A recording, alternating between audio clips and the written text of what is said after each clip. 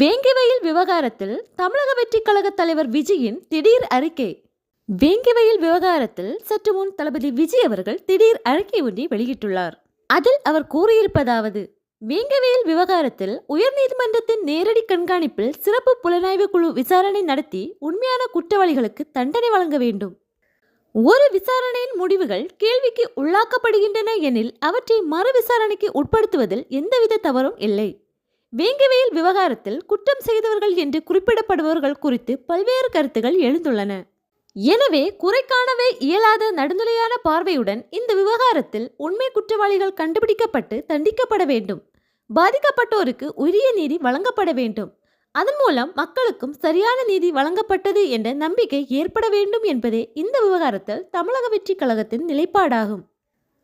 மாநில அரசின் கட்டுப்பாட்டில் இருக்கும் சிபிசிஐடி ஏற்கனவே விசாரணை நடத்தி காலதாமதமாக விசாரணை அறிக்கையை தாக்கல் செய்துள்ளது.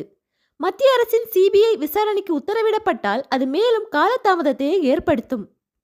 இது வேங்கிவயல் மக்களுக்கு விரைவாக நீதியை பெற்றுத்தராது.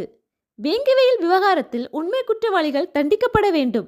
வருங்காலங்களில் இதுபோன்ற ஒரு கொடும் செயல் நிகழாத வண்ணம் நடவடிக்கை மேற்கொள்ளப்பட வேண்டும். ஆகவே கடும் கண்டனத்திற்கு உரிய மனித தன்மையற்ற செயலான வேங்கிவயல் விவகாரத்தில் உயர்நீதிமன்றத்தின் நேரடி கண்காணிப்பில் சிறப்பு புலனாய்வு குழு நியமித்து விசாரணை நடத்தி உண்மையான குற்றவாளிகளுக்கு தண்டனை வழங்க வேண்டும் என தமிழக வெற்றிக் கழகம் சார்பில் கேட்டுக்கொள்கிறேன் என்று தற்போது அவர் அறிக்கை ஒன்றை வெளியிட்டுள்ளார்.